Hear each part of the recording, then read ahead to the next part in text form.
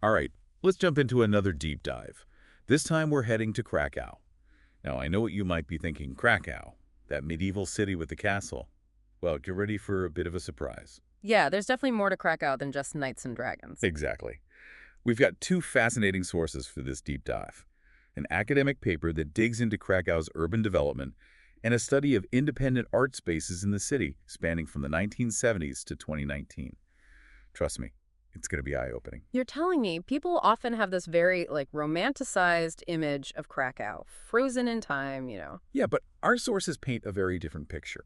This city has been constantly changing, evolving, reinventing itself for centuries. And each of those periods has left its mark. Right, like layers of history all Mhm. stacked on top of each other. Yeah. You've got medieval Krakow and the Habsburg influence, the socialist era, and now this modern European city. It's incredible to think about how all of those pieces fit together. And that's exactly what we're going to unpack. So let's rewind back to the beginning. Back in the 14th century, Krakow was a major player in the Hanseatic League, that powerful trading network. I mean, can you imagine the bustling markets, the merchants from all over Europe? Absolutely. And that trading heritage brought a real mix of cultures and influences to Krakow.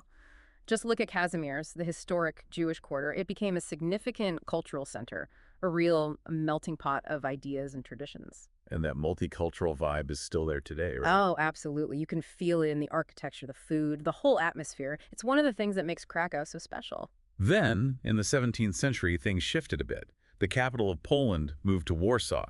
You'd think that would have sidelined Krakow. You'd think so, wouldn't you? But Krakow didn't just fade away. Nope, it kept on evolving. It continued to grow, modernize, especially in the 19th century under Habsburg rule. Ah, the Habsburgs.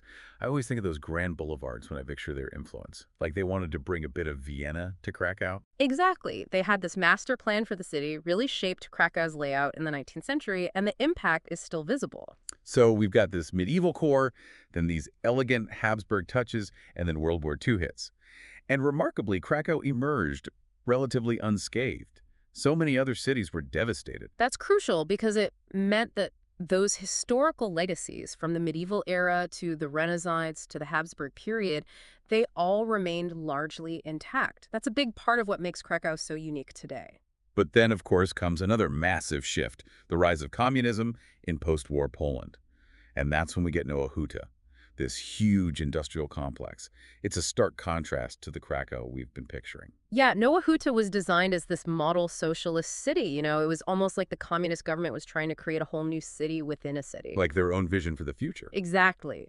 They brought in thousands of workers, built huge factories, and even designed a distinct architectural style for Nowa Huta. I can imagine that created some tension, this historic city with its medieval roots, suddenly sharing space with this industrial powerhouse. Oh, absolutely. It was a real clash between Krakow's past and the communist vision for its future.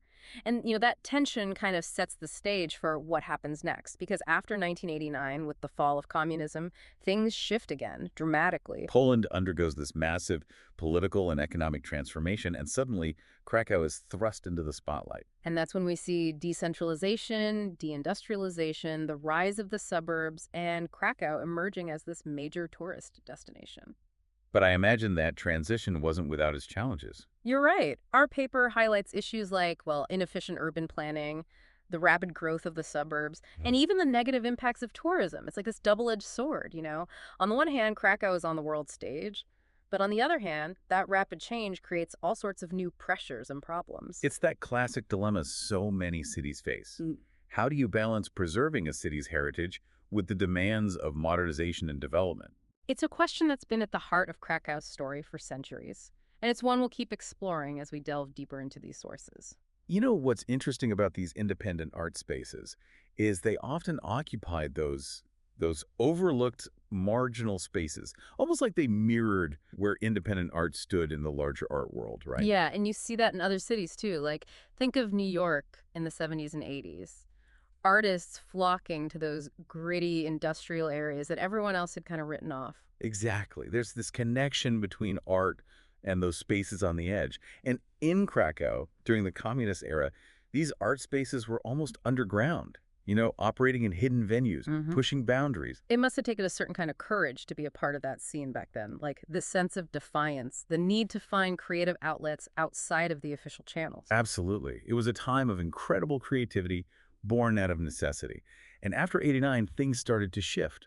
These art spaces, they kind of gravitated towards areas like Casimir's as it was going through its own revival. Casimir's in the '90s, I bet that had an amazing vibe. Yeah. It did, this real bohemian feel, and the art spaces really reflected that energy. Our study mentions a few cool examples, like the Pi Gallery, which was the first private gallery in post-war Poland. And then there's the Zderzak Gallery, which started in the 80s, and it's still going strong today. Wow. To be those pioneers, starting those early galleries, I bet they faced a ton of challenges. Oh, for sure. Both logistical and financial, but there was also this incredible sense of excitement, this feeling that anything was possible. There's also the Olympia Gallery.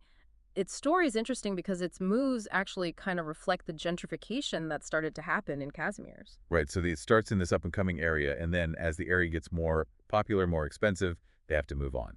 Sadly, it's a pretty common story, isn't it? And then those spaces in Krakow, they shifted to places like the post-industrial district of Zabosi. That you see, yeah. I've seen pictures. It's got that whole post-industrial aesthetic that's become so trendy, you know. Yeah, former factories, warehouses, those types of spaces. The artists were basically repurposing these spaces, giving them a new life. So we've seen how independent art spaces have mirrored Krakow's transformations. But this idea of change, it also brings up this tension between heritage and development. Hmm. Like, how do you preserve the past while making space for the future? How does Krakow deal with that? It's a constant balancing act, isn't it? You have this incredibly well-preserved historic center. It's a UNESCO World Heritage Site. But then you also have this city that's trying to modernize, trying to grow its economy. It's like that whole magical Krakow dilemma, right? The tourism is great, but then too much tourism can actually threaten the very thing people are coming to see. It makes me think of Venice, where it's gotten to the point that residents are being pushed out. It's a valid concern. Our paper mentions this really striking example, the Sheraton Hotel that was built right next to Wall Castle. Oh, wow. So you have this ancient royal castle, and right next to it is this massive modern hotel. Talk about a visual representation of that tension. And it highlights the need for balanced and sustainable urban planning. The paper does mention some positive steps, though, like the Old Town Cultural Park, which aims to protect the historic center. And there are local revitalization programs. Okay, so some efforts are being made. That's good to hear. Yeah. But I'm curious, what role do the people of Krakow play in all of this? Are they actually involved in shaping their city's future? Oh, that's where citizen participation comes in. Our sources really emphasize how crucial that is for Krakow's future. It makes sense, right? I mean, who understands a city better than the people who live there day in and day out? Exactly. So Krakow has things like, well, they've implemented this participatory budgeting system. So residents can have a direct say in how some of the city's money is allocated. That's really interesting. So, like, they actually get to decide which projects get funded. Yeah. It's about empowering those local communities, making sure their voices are heard. But, it's not always easy to make it work in practice. Right. I mean, there's always that risk that it becomes more of a symbolic gesture instead of a real collaborative process. It's a constant work in progress, like striving for that balance between the vision of the city planners and the actual lived experiences of the people. It seems like Krakow is on this journey, figuring out how to navigate all of these complexities, honor its past, but also empower its citizens. What an incredible story. It really is. And what makes it even more fascinating is it's a story that's still unfolding. It really makes you think, like, what does that future actually look like? Where does Krakow go from here? Well, the paper does point out some challenges that Krakow's going to have to deal with. One of the big ones is uncontrolled urban development, especially in the suburbs. The city has seen so much growth, but it's led to some kind of chaotic development. And I bet that has real consequences for people who live there. It's not just about aesthetics. Right, exactly. This kind of unplanned growth can lead to traffic, problems with infrastructure, and even environmental problems. Speaking of which, air pollution is a major concern in Krakow.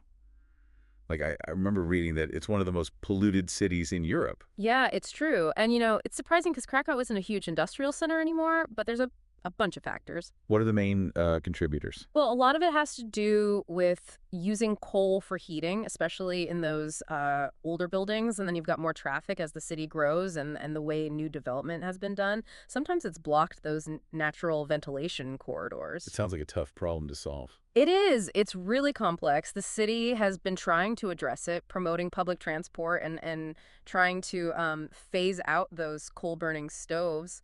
But, is it enough? It's a good start, but it sounds like Krakow really needs to find those more sustainable solutions. Yeah, for sure. And this is where I think that citizen participation becomes so important.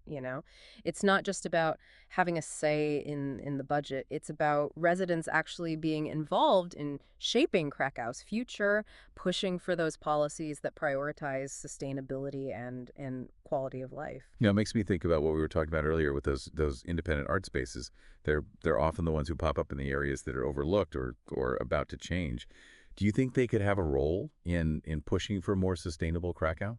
I think so, yeah. I think artists often have a unique perspective, a way of seeing the world that can challenge the way we think about things. They can really be those powerful voices for change, Yeah. using their art to raise awareness, to start conversations, to imagine different possibilities. So they're not just reflecting those transformations, they're actually helping to shape them. Exactly. And they're often on the front lines of those movements for social and environmental justice. They understand that interconnectedness of things, how the choices we make about urban development or transportation or energy, it all affects the environment, the community, and our well-being. As we've been talking about Krakow, its history, its art scene, the challenges it faces, it occurs to me that Krakow's story isn't really unique, is it? I mean, so many cities are going through these same things. Yeah, I agree. It's a universal story, this struggle to create cities that are both modern and livable, to find a way to honor heritage while adapting to the challenges that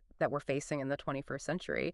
And it's a story that's still being written. That's what's so exciting about it. It's so full of possibilities. So to our listener, we leave you with this. As you think about Krakow and everything we've talked about, what kind of future do you see for it? What role do you think you could play in its story, whether you're a visitor or someone who just finds the city fascinating? Krakow's story isn't over, and who knows, maybe you'll be a part of its next chapter. Thanks for joining us on this deep dive. Until next time, keep exploring.